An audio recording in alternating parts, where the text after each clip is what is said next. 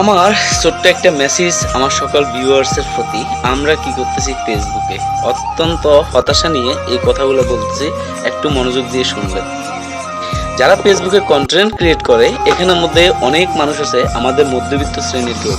এটা জানি চিন্তা করছেন কখনো, বাংলাদেশে যদি 20 কোটি মানুষ থাকে, এই 20 কোটিতে থেকে যদি 15 কোটি মানুষ ইনকাম করে থাকে, 1 টাকা করে দিলে কিন্তু একটা গরিব লোক 15 কোটি টাকার মালিক হয়ে যায়। কিন্তু it will be never possible, এটা আমি জানি।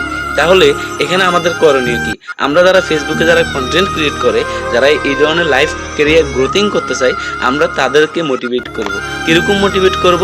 যারা অশ্লীলতা ছাড়াই, যারা বিভিন্ন ধরনের কাফল ব্লগ, যারা বিভিন্ন ধরনের নোংরা ভিডিও ছাড়ে, আমরা তাদেরকে কি করব? প্রতিহত করব।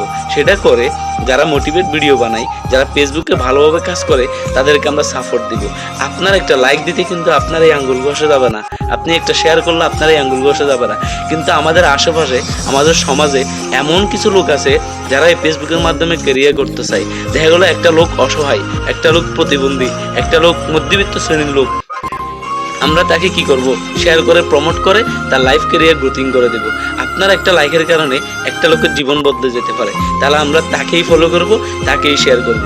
আমাদের সমাজে আশেপাশে এমন অনেক শ্রেণীর মানুষ আছে যারা লজ্জায় কারো কাছে কিছু চাইতে পারে না, বিশেষ করে মধ্যবিত্ত শ্রেণীর লোকগুলা। আমি নিজেও একদম মধ্যবিত্ত পরিবারের ছেলে। এখন আমার কাছে যদি 5টা টাকা না থাকে, আমি কারো কাছে হাত পেতে বলতে পারবো না যে আমাকে 5টা টাকা দেন। তাহলে একটা লোক যখন একটা ভালো কাজের মাধ্যমে যখন কোনো কিছু করতে চায়, আপনি তাকে সাপোর্ট করে দেন।